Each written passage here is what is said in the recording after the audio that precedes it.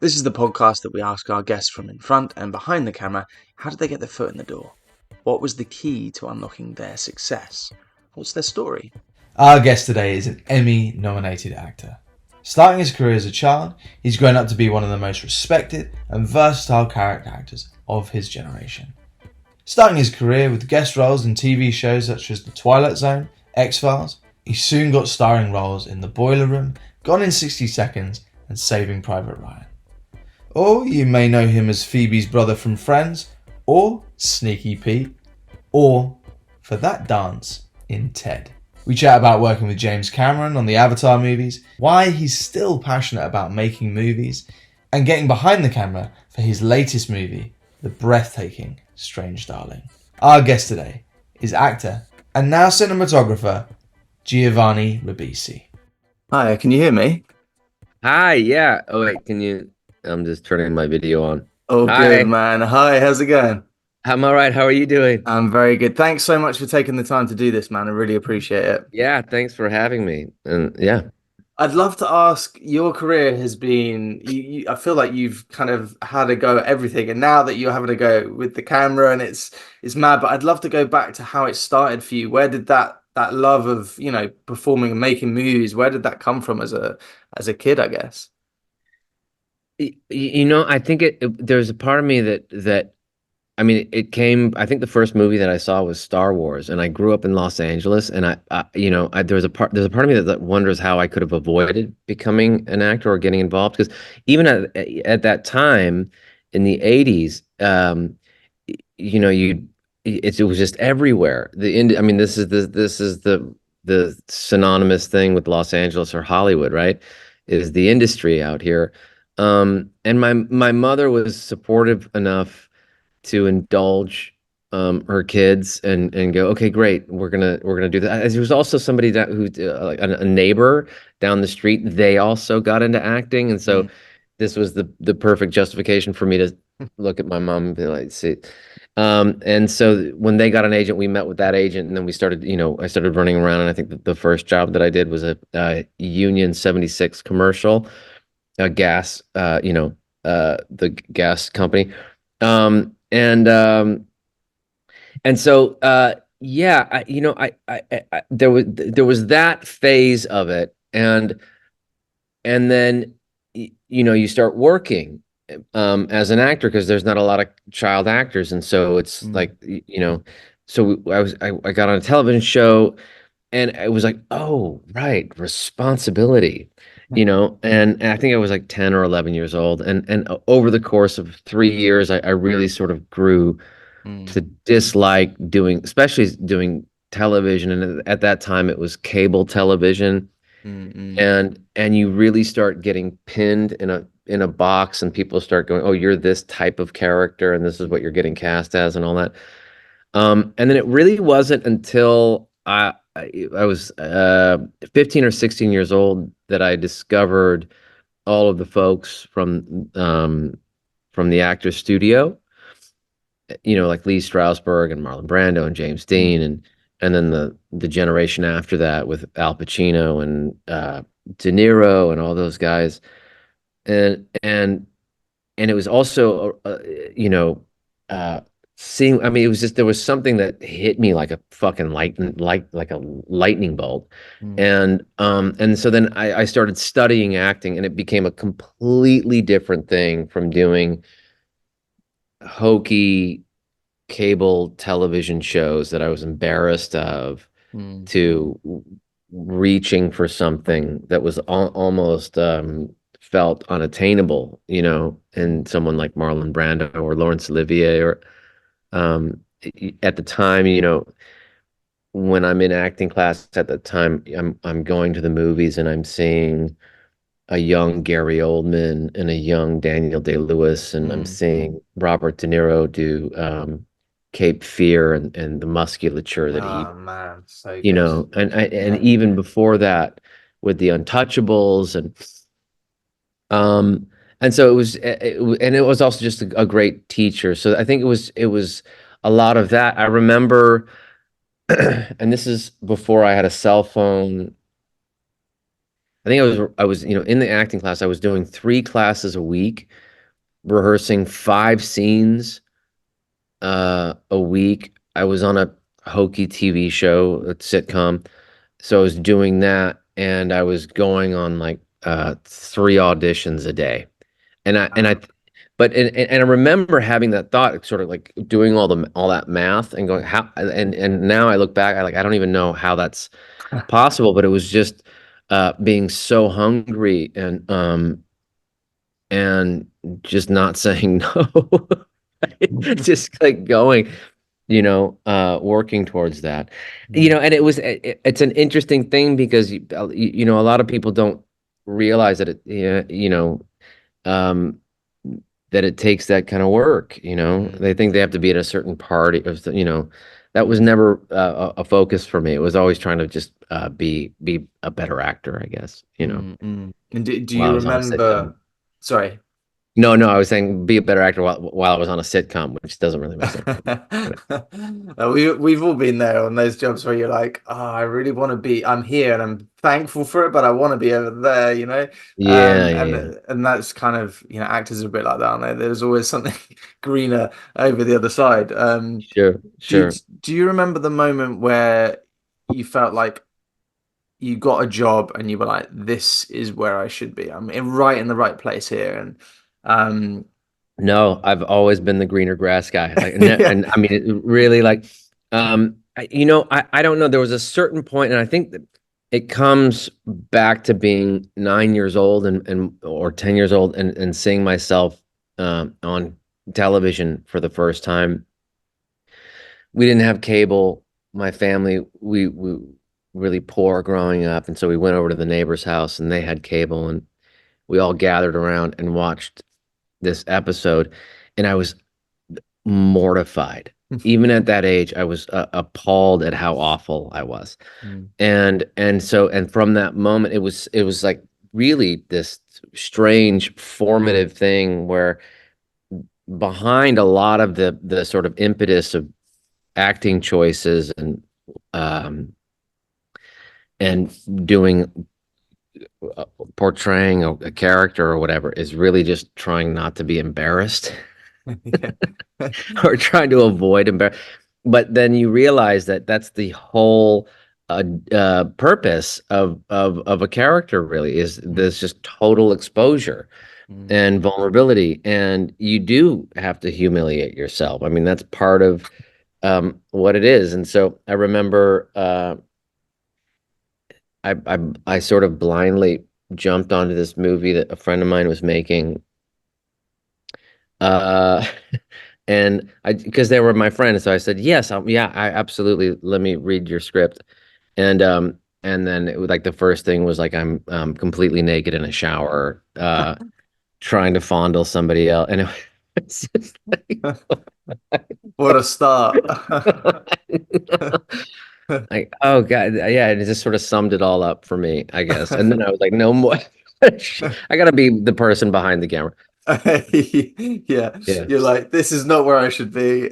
yeah, no, But looking at so familiar with a lot of your movies growing up, like Gone in 60 Seconds, Saving Private Ryan, all these films oh that yeah, I've genuinely like are in my, I could recite most of those films. oh yeah, But going back to all of those, when you first got, working with, I suppose, Tom Hanks the first time was with his film where he directed it, That Thing You Do, I'm yeah, guessing. yeah. Did at the time were you kind of like, oh, this is a lot of pressure on my shoulders? Did you kind of realize how that film was gonna propel you, or was that kind of just another job? Yeah, no, I mean, I think there really is sort of a discipline in your head about trying to prioritize what you're doing in a career, and being a part of that acting school that I was involved in for 12 years, and the people that I was around, it was really, in the 90s, there was a certain thing where it was just like. Material success was really, I mean, you had to train, like that's not the priority here. It really is to try to just do something and make a sacrifice for trying to be creative, really. And I'm trying to say it in a way that's not pretentious, because it truly was pretentious. I mean, it was like, oh man, like what did they do to get into their role? And how deep were they going? And living the part. And but I do have to say that, as that has become sort of a pejorative thing, there's a part of me that still believes in that. Stanislavski, and I know I sound really pretentious bringing Stanislavski, but uh, he was all about a character or an actor living their role to a certain degree that the audience would have an experience. So the more the actor had a real life experience, the more the audience did. And I really believe that, you know? And when you can go to a movie and forget that you're watching somebody like Meryl Streep or Marlon Brando, or, these actors, because you're just so carried away Mm. by the journey that their character's going on or whatever. I mean, I think this is the reason why. And it doesn't have to be something that's dramatic. Like I saw The Fall Guy recently, and I Yeah, just love that movie. And so I was good. just like, that's like the reason why I go to them. It Mm. was those performances, and I just wanted them to win, and Mm. to work out. Both those actors are just phenomenal. And so yeah. That's one of those films as well where I mean, I feel like it should have been one of the biggest movies of the year in terms of, but then people are saying it's flopped, which I can't believe because everyone I know has seen it and everyone's loved it. The reviews have been great and it's kind Yeah. of it's kind of mad. And I totally agree. I love that. And Yeah, it's Ryan funny Gosling because is so funny. yeah. I mean, and the directing, the Mm. cinematography, everything, And the stunts, all the practical. stunts. I mean, yeah, but Yeah. also the editing and the creativity. I mean, the writing was Yeah. just superb.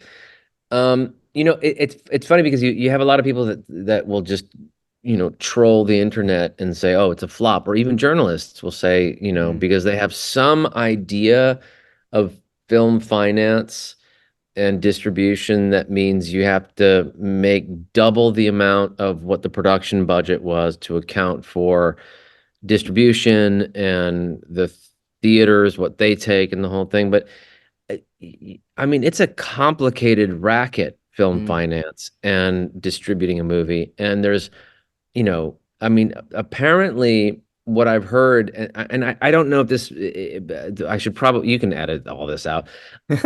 I think, I don't know. Is, apparently there's 4 million people in the world that will definitively buy Blu-rays, even in this day and age where there's streaming and all that stuff. And if that was a dead market, you would think that studios would give that up when Mm. they're doing certain deals with other producers, but no, they hold on to that on Yeah. top of the streaming, on top of the licensing, on top of the foreign and all that stuff.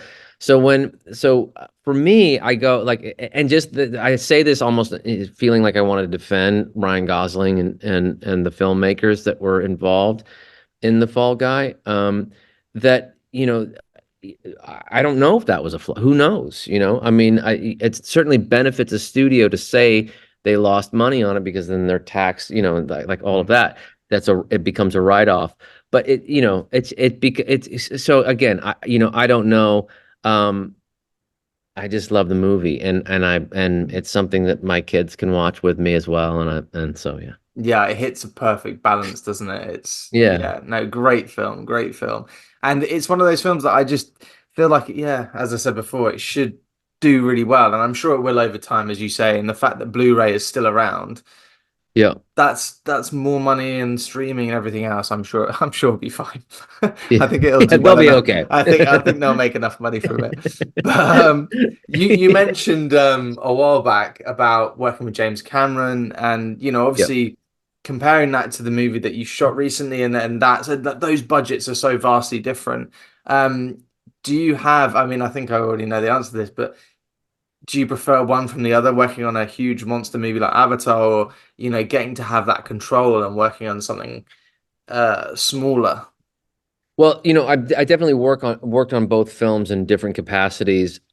That's true, yeah. And and and they even if I were to have been an actor on Strange Darling, um, there is a sort of like a discipline and I think a technique and an approach that where an actor dives in and approaches a role. But that's also part of the exciting thing about being an actor, as you know, is Mm, the diversity of, everything is at a certain point requires a different approach. mm, Um, but the Avatar movies are, um, it really comes down to who you're working with. mm, I mean, that's who you show up. You can be doing something that needs 18-hour days from the mm, crew, and if the director is supportive and has a vision and is explicit about what they want to do, mm, this is just incredible, and that could be an incredible experience. And I'll say this, the James Cameron is that I mean, I'll s- I really have never worked with anybody who has more of a specific vision on and also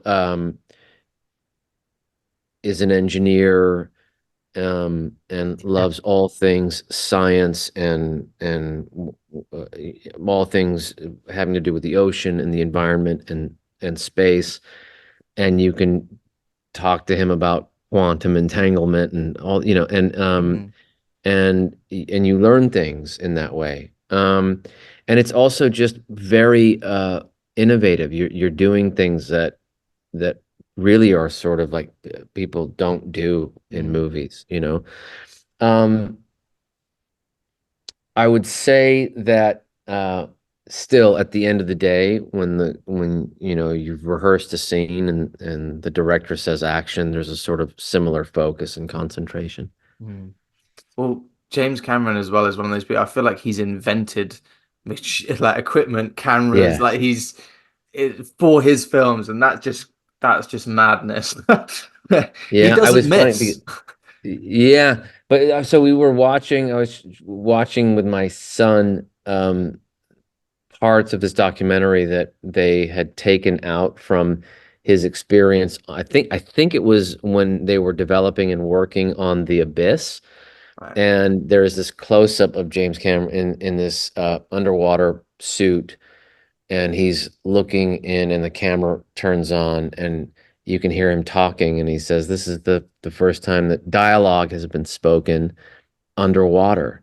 And I was like, oh my God, even then, even then, he's like, pushing the envelope and Yeah. showing you something that you've never seen before, which I think is phenomenal. And it doesn't take $100 million to do that. I mean, I guess that's maybe easy to say, but Mm, you can go, you can uh this is the thing, the thing that's so exciting is that as a filmmaker, and I guess it would be the challenging, that no matter what, if you have an iPhone or if you have mm, a 65 millimeter IMAX camera, are you showing me something that I've never seen before, mm, and are you sitting down and focusing and taking the year or 2 years or 3 years, or in Jim's case, sometimes 10 years to develop a story and understand the world so deeply that, yeah, this is something that's worth going out and doing because I haven't seen it before, right? mm. Yeah, the things that he's achieved in film, and you look at something like Titanic, which was like the biggest money-making film of all time. Then Yeah. he topped it with his own film with Avatar, and it's Yeah. just like, Right. Yeah. Yeah. wow, the guy just like Yeah. is only beating himself. But it's interesting also because, I've had filmmakers come here and talk about wanting to make movies, and Mm, I would read their scripts, and they were really compelling and great. And I'd sit down with them and I'd say, yeah, great. So I'm really interested. I want to be involved in this. Let me see your storyboards. And they would say, "Oh, I don't need to do storyboards." And at that moment, it was an immediate sort of thing because I would think to myself, right, so Steven Spielberg and Alfred Hitchcock, they need to do storyboards, but mm, you don't? mm. Okay. you know, and this is something that you really, I mean, it takes a lot of work. There's this, the producers on Strange Darling, they were calling it, you got to have the gene, you know, you got to have that just unrelenting drive. Mm. Yeah, I'd love to know what is there a name to your company that you have it's that called Stelloscope.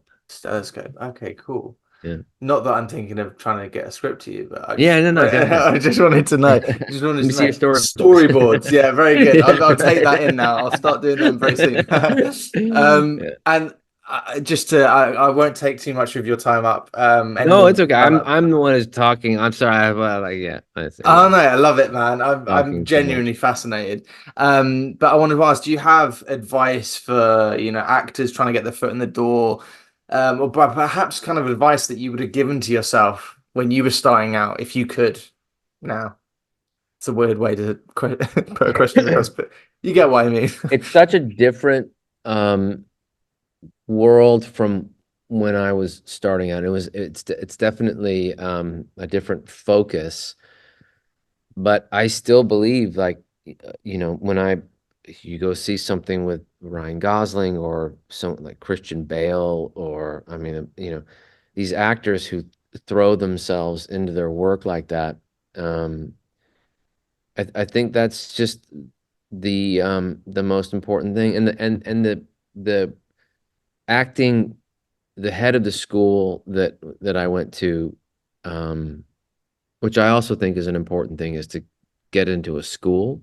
Mm, um Always, he's the director and he made several films, and he always said that it going after a role is really predicated on how much you want to go after it, and how charming you can be. um and because it really is this thing. And so for me, getting my foot in the door, I mean, I begged, truly. And like I remember going after a role, and I heard the director was in Italy, and I took the last $800 that I had to my name and flew to Italy and wow. met them.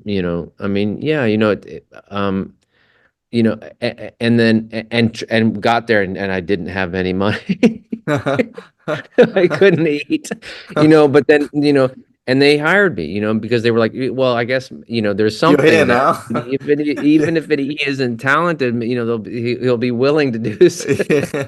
do what I tell him to do. Um, Wow, that's yeah, I crazy. mean, I think that, it's just, it's just that. And also in a way, there's a fine line there, because I'm sure they thought like this is a psychopath, until I convinced them that I was just there and I wanted to help them make their movie. Mm-mm. So Fair play, though.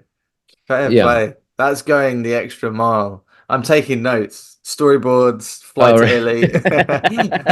That's right. wow, incredible. And do you look back now on, do you ever take the time to sort of look back and think, cool, that's crazy. Like back when I was so desperate to get a job and now here I am with the career I've had and what I'm doing now. Does that blow your mind, or because it's Um, been, a long grind, I guess it's been a gradual. no, no, it hasn't. And I think the focus for me is really about sort of taking the reins and trying to tell my own stories, Mm, and both with the writing and the structure of the film, but also just visually, um and really just working, um it just we pigeonholed ourselves into a such a specific process that feels like it's becoming more and more about filling hours in a day, or filling real estate on the streamers. mm, And you start to water down the efficacy, or every, and I'm sorry, but every Netflix show starts to feel like every other Netflix show. And mm, there was a moment there where Netflix was just like, wow, this is amazing. I mean, the show like House of Cards. It started with that, and that was an incredible. That was something that we Mm. had never seen before on television. It was cinematic. It was, directed and being made by David Fincher, and the Yeah, man, acting what a involved. It's boss. just unbelievable. Mm. And then and so I feel like it's become something else since then. And again, I think we need to figure out a way to take the financial burden or alleviate the financial burden on it. It's always going to cost money, and you always have Mm. to pay people a fair wage, and you have to create a safe and creative working environment. And but you have to do all of that, Mm. But I still think it's possible to make really great, unique, compelling films without having to spend, tens of millions or hundreds of millions of dollars. Mm. Mm. Well, you mentioned there obviously, saying Netflix and the shows that they bring out and stuff like that, but a show with that I really enjoyed, just it took my breath away really because I didn't know much about The Godfather, was The Offer, Oh yeah, yeah, yeah. which obviously came out a couple of years ago, and I mean your performance amazing. I mean everyone in it is so great. Um and just a brilliant show, and that's the kind of show where you're like, I wish there was more of this kind of thing. So Yeah. cinematic. Oh And yeah. so interesting, like for someone that I didn't know anything about the making of The Godfather, and I felt like I don't know how accurate it is. I'm sure there's liberties taken, but um, you That was know, a great experience. So Dexter Fletcher directed the yeah, he's a first two legend. episodes, and he was also someone who set up the movie. Mm. Uh, Sal Totino was the cinematographer. It was the first TV show he had done. Oh Comes wow. from like Ron Howard's films and um, an amazing DP. Mm. Um, and Dexter kind of ruffled people's feathers because we all had extensive rehearsal time. Mm. He was inspiring the actors.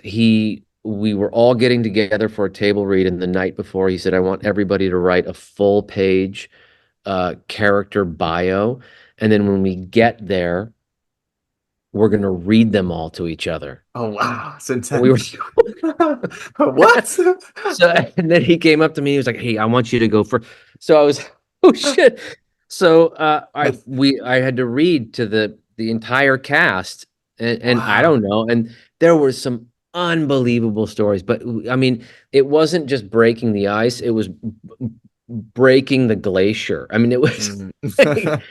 And then he was referencing movies like I Am Cuba, the opening shot of that, and things that he wanted to do, um, which is this seminal thing. If you're not familiar, check it out. I think it's on Yeah, YouTube. yeah, definitely. Um, and he was just trying to push the envelope and push Mm. people into really not just a different experience as far as their own processes are concerned, but just a different experience in making films. He Mm. and his wife, and it was just it was one of the memorable experiences and great experiences for Mm. me. Oh, it was Um, brilliant show, yeah, man. Really, really great, and a real surprise because I don't think it got advertised too much over here. It was on Paramount Plus, yeah, and so I kind of stumbled upon it, and I was like, "This is amazing! Why is not everyone watching it?" I'm sure in America it did very well, but here, like, not many. I was telling my mates, I was like, "You need to watch this show. It's oh so good." really? Oh wow. Oh cool.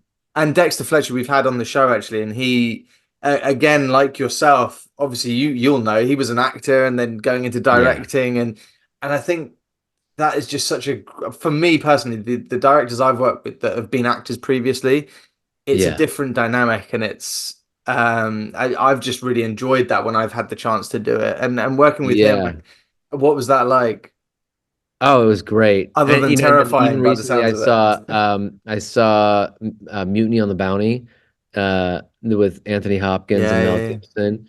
yeah. And it has Daniel Day-Lewis and Is it? Liam I didn't even know he Neeson was in it. and Dexter and like, oh my God. And Laurence Olivier's in it. Yeah. And it's just an incredible late 80s movie Mm. that I mean the original there's several, but there was the one in the 50s or maybe late 50s, early 60s, with Marlon Brando. That was also beautifully shot. But that story, yeah. So Dexter's like, I think he seems like he's 14 years old in that movie. And you realize he's in films like that. He Bugsy Malone as well. Like Yeah, you're like, hang yeah, on, yeah, what? yeah, Yeah, yeah. great. The timeline in my mind doesn't work. I'm like, how how was he in that?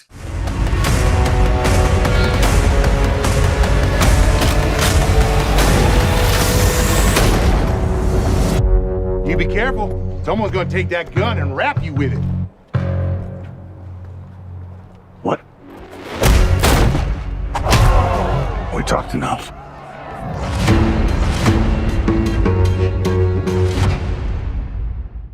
Horizon. Obviously, you've worked with forgotten his name.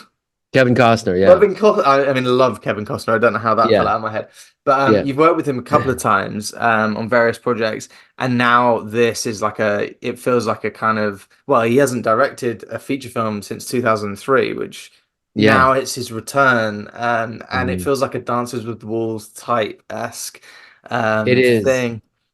Yeah, so there's four movies that he was working on since before Dances with Wolves. So I think it's like 36 years or something like that. Wow. We're talking about And people taking a long time to get there. I mean, just shows yeah, you, like right. James Cameron, Yeah, it's a long sure. process. And it really is this the story of America seen through this small town called Horizon. It's just an epic saga. It's one of the best things I've read. And he's one of my heroes. I mean, because he's financing the movie, and I feel like he's kind of like he just doesn't care if this is something that is sort of like a magnum opus for him. That he's just like, if you like it, you like it. If you don't, you don't, you know. But this is a great story. And I just he's doing Monument Valley, all the classic John Ford locations Mm. that you feel so privileged. St. George, which is in the southern tip of Utah, and it's known as the gateway to Zion National Park, which is just like, and we were shooting in all these places. So it's got that scope as Mm. well, and just the same crew members that he's been working with forever. He's just a class Mm. act, I Mm. guess. I I don't know can't if that's a cannot way quite. of but yeah, I would I want to be Kevin Costner When you grow up, when you grow up. when Yeah, no, I he's I mean, he's one of the last sort of he's a movie star. Do you know what I mean? yeah, He's truly. still and he's had such longevity and it's incredible. It must be amazing to get to work with him, multiple times on various projects. But I'm not really in one or two. I think I'm in like one shot for each film, but it's sort of anticipating the character that I'm right, doing fair on. enough. He comes in number three and sort of, yeah, Yeah, well, seeing the cast, I mean, there's so many people in it and so many great names and everything else. yeah. I presume it's hard to kind of tell who's in which one and everything else. But Now for a quick break. We'll be back to the episode shortly. check out the Patreon at patreon.com/life in film, where you'll get episodes early and uncut, amongst other treats. And don't forget to follow us on Spotify and Apple Podcasts. If you enjoy this episode, please leave us a positive rating. Add us on Instagram, Twitter, TikTok at Life in Film Pod, and find our video episodes on YouTube by searching Elliot James Langridge Life in Film. Essentially, please like and subscribe everything. It makes a huge difference. Thank you. This podcast is sponsored by Betterhelp. Do you work in the film industry? Are you freelance? Or perhaps you have a 9 to 5? No matter what you do, mental health affects us all. I struggled early on in my career with the uncertainty of if and when I would ever work again, struggling to pay my bills or simply with anxiety. Don't know about you, but being an actor, it's very important for me to maintain structure in the downtimes, and I found not only exercise, but talking to someone for me was a game changer. And so Life in Film has partnered with Betterhelp to provide you with access to the largest online therapy service in the world. And it can all be done from the comfort of your own home, from a phone, tablet or laptop. No commute, cutting down travel costs, and most importantly, it's affordable. With over 1,000 therapists in the UK, Betterhelp can provide access to mental health professionals with a wide variety of expertise in mental health. If you need someone to talk to and you're thinking of giving therapy a go, BetterHelp is a great option. And being a listener of the podcast, you get 10% off. That's 10% off your first month at betterhelp.com/lifeinfilm. That's betterhelp.com/lifeinfilm. And back to the show. Oh my God. I watched Strange Darling late at night on my own in the dark. Oh, Oh my no. God.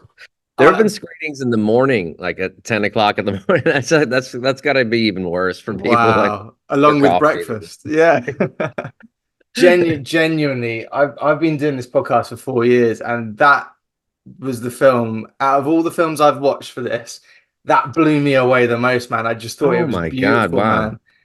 Oh, thank you. Genuinely loved it, and the fact that you know, because I saw that you were in it, so I was expecting to see you in there somewhere, but the fact you did the cinematography and the camera operation on this film just blows Yeah. my mind. Oh, But it yeah. looks beautiful, man. It looks Oh, absolutely thanks. Yeah. beautiful. I mean, I've been working towards cinematography for 15 years now, really, and really kind of like all my life, photography, because my mother was a photographer. Ah. And and it was just something that a friend of mine, JT Molnar, sent me a script, one of many that he'd been writing and working on, and this was just something that spoke to me within a half hour of finishing it.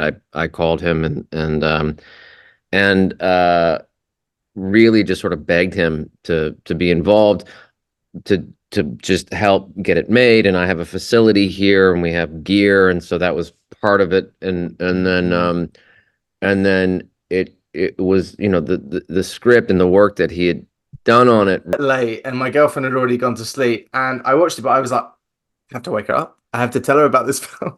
Oh, I went wow. downstairs Wow. and I Oh, was man. like, Thank you. I need to tell you about this movie. And she was like, don't tell me this kind of stuff when I'm trying to get to sleep.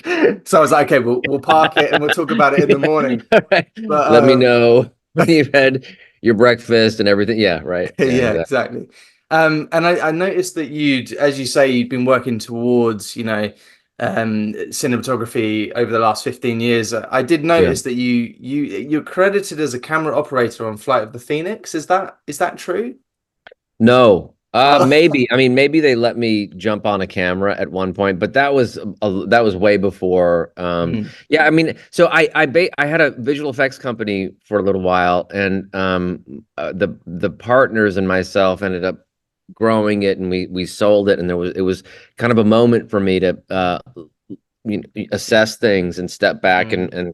and really kind of look at my life, and I kind of tripped into just following something that I got really interested in, Mm. and sort of just got pulled towards.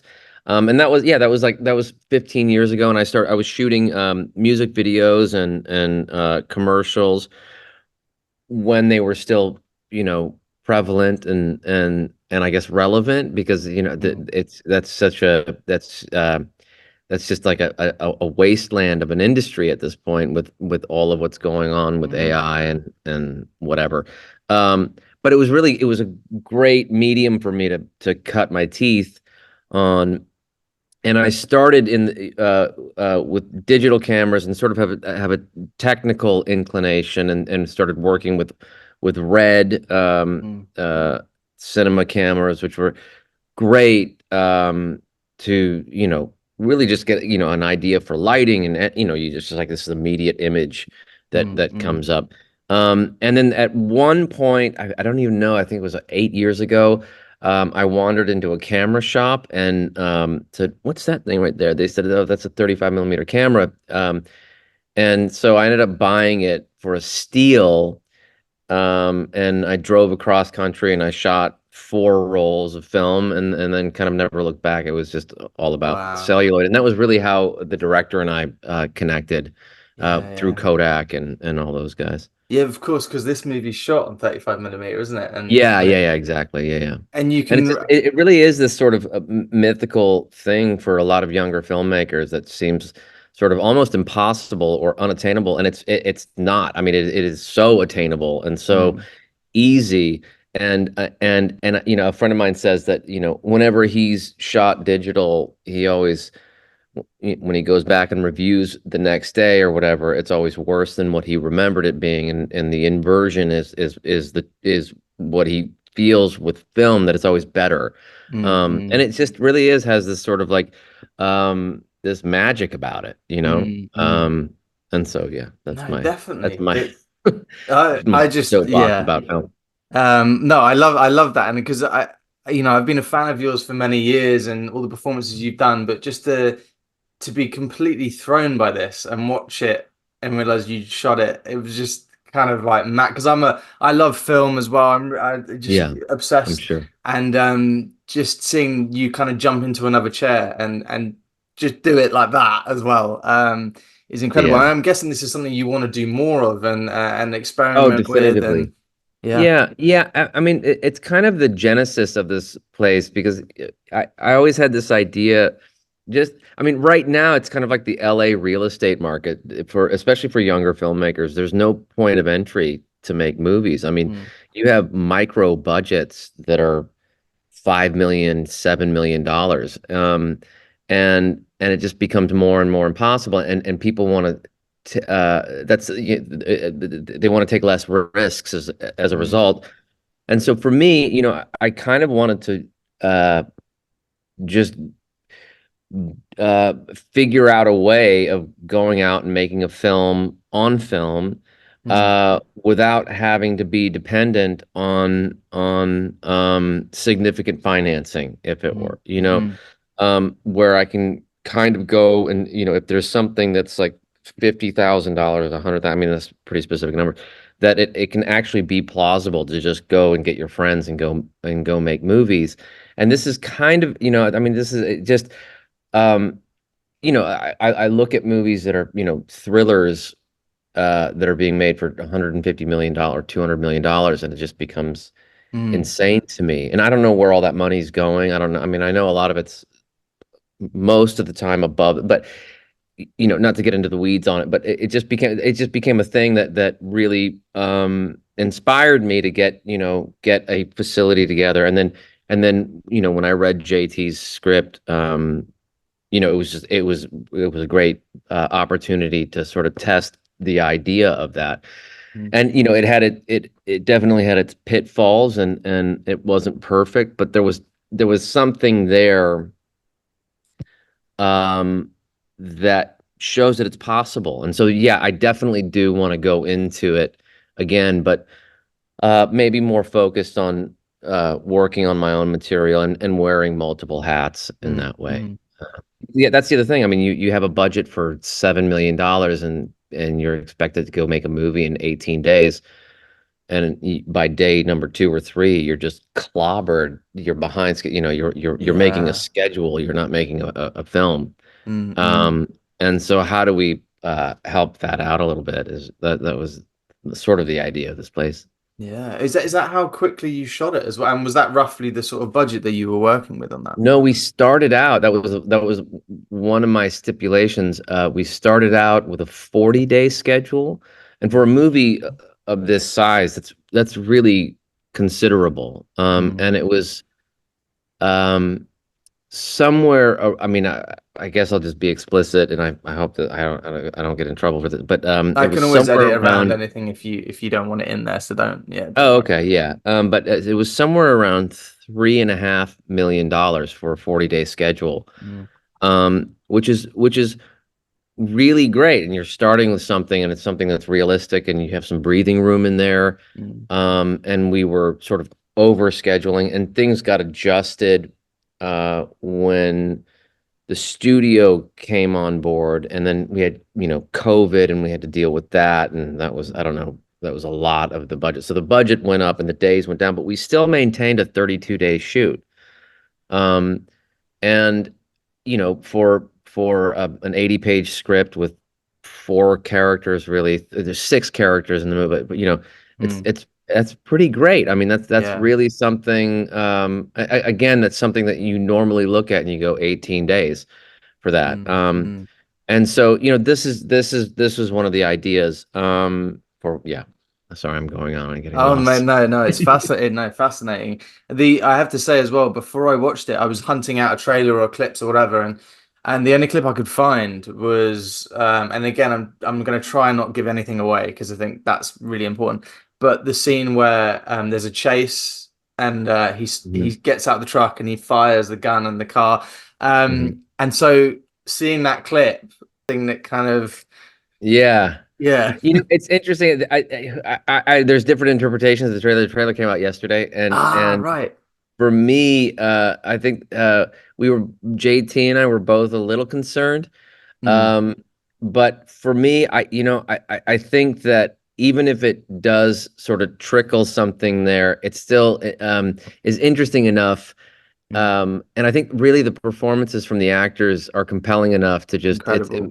I mean, both of the two leads are just incredible, and aren't they? Yeah, yeah. just astonishing because I've seen both of them in various projects before, and they've always been great. But in this, I was like, "Holy shit!" Like, there's moments where you're like, "Oh my god." Because it's really free and it's raw Yeah, it and feels so it's real. uncensored. Yeah, Mm, but coming from an honest place. Yeah. mm, And there were people that had problems at first with certain aspects, because you read a script like this and mm, the expectation is like, a scream queen sort of, a fashion model with blood all over, or whatever. mm, mm, And there was a concerted effort to focus more on the authenticity of who this person was. But also, what's cool about JT is that his other job, he runs the largest haunted house in the world in Las Vegas, which is where he grew up. And he deals with costumes and designing creatures and ghouls and so he has a bead on that. He's been doing that, I think, almost all of his life. mm, He has a bead on what an iconic costume or character might mm, look like. And it's in the trailer. She's there, but the blonde hair and mm. the sort of the bandage over the leather jacket. Yeah, Um, man. I know that they worked on that for I think like 5 days or something like that. Yeah, I and the mean, that red was like a big shoes. thing. Yeah, exactly. Yeah, yeah, Yeah, yeah. that was something that really struck me actually when I was watching it. I was like, this already feels iconic, like Yeah. that image. And as you say, there's like, well, again, don't want to give away, but the hair changes and stuff. Yeah, it had such strong imagery, and I mean, one of the many things that worked so well about it. I feel like I could talk to you about this film for ages, but I'm trying not to like Oh, go cool. on and on Yeah, about it. But sure. I absolutely loved it. I have to ask as well.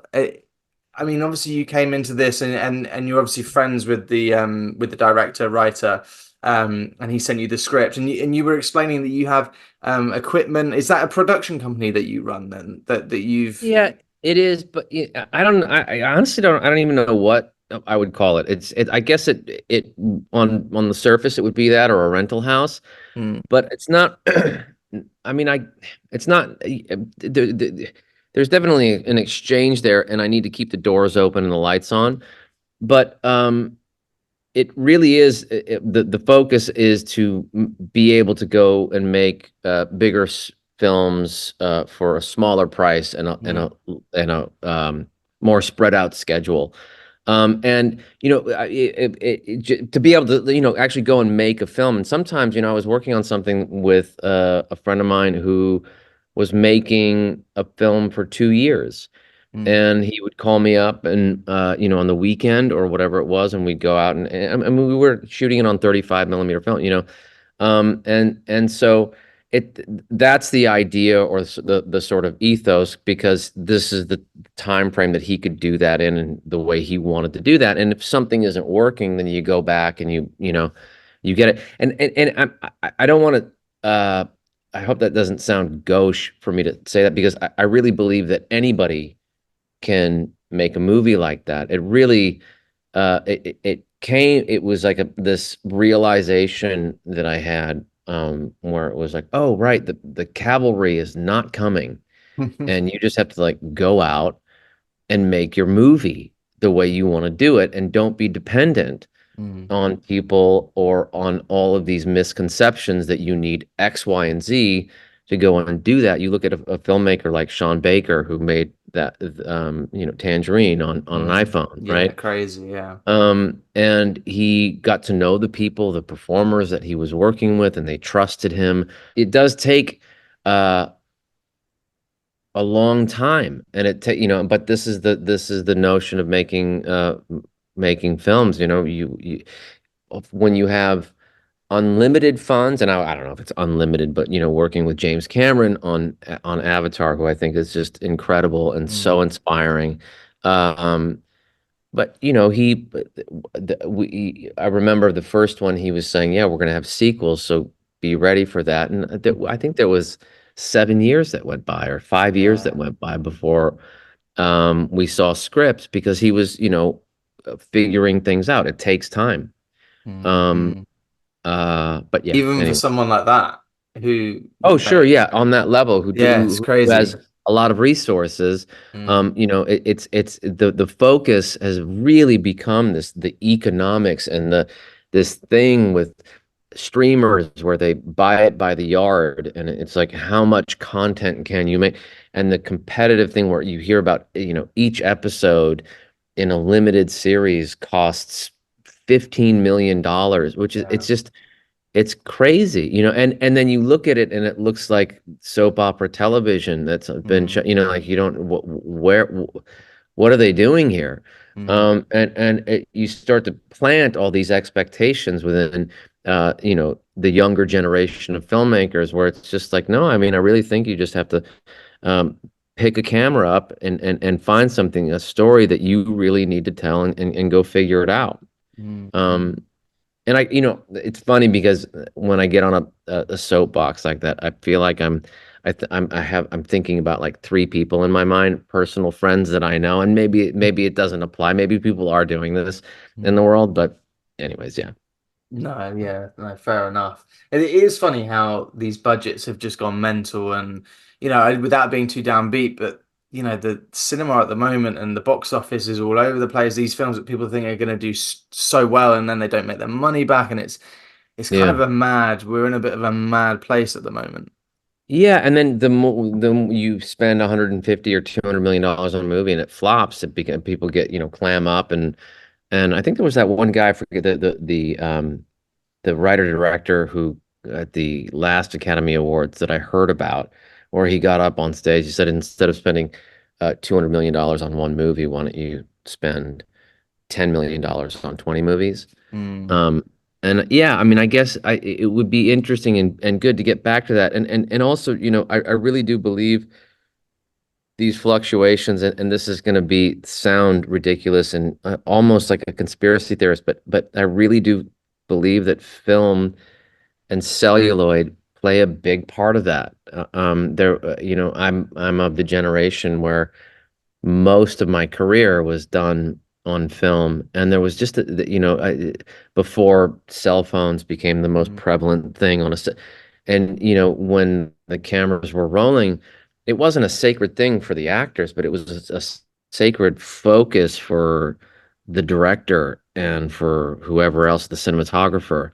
mm, And everybody would corral at the end of the day and watch dailies of the scenes they had shot the day before, and it was just a different mm, uh feeling now, whereas opposed to, if you have 18 days to make 2 hours of content, mm. there's not that's a that's a hard 18 days on anybody.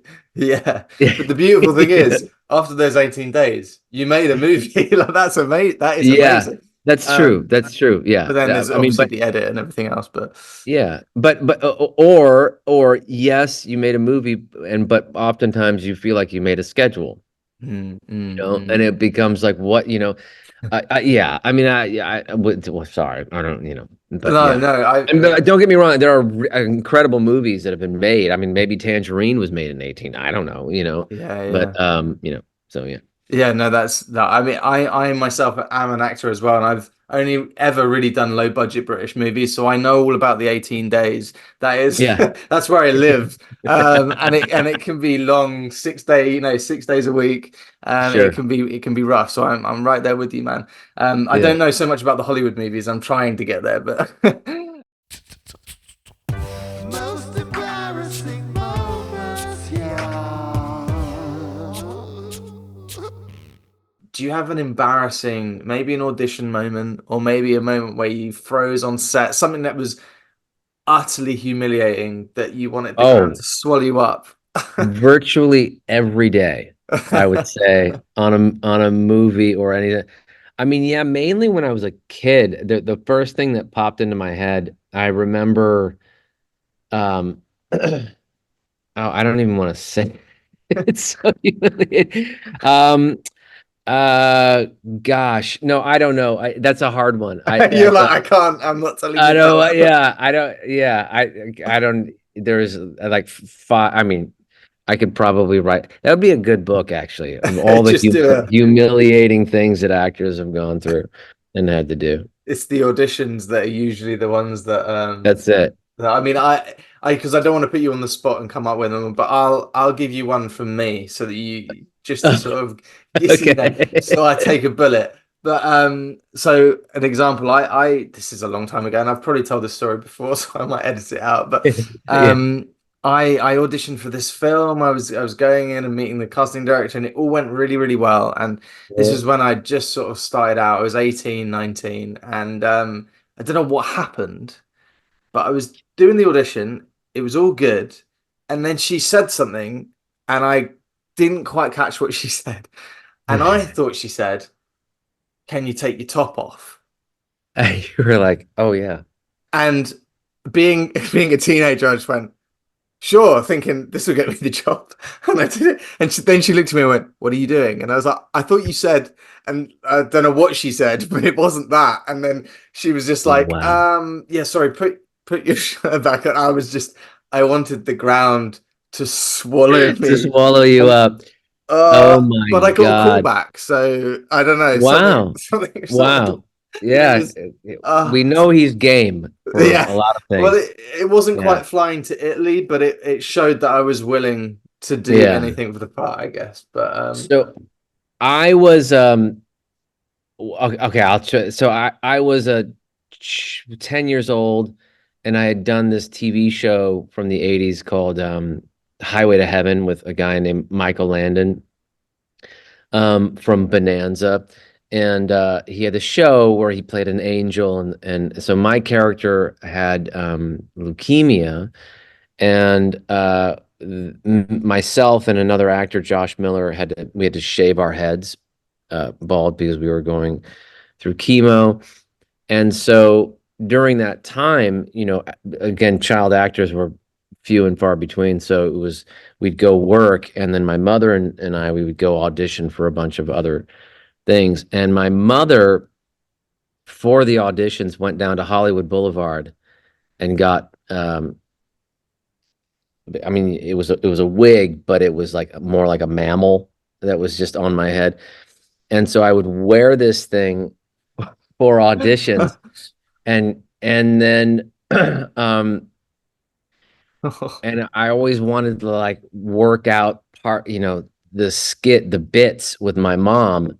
And so we would work out, and we were doing this comedy thing audition for, I forget what it was, but I thought, oh, it would be interesting to go in there, and after everything's done, I would take my hat off and the wig would come off. And I thought that would be like a funny bit as a 10-year-old.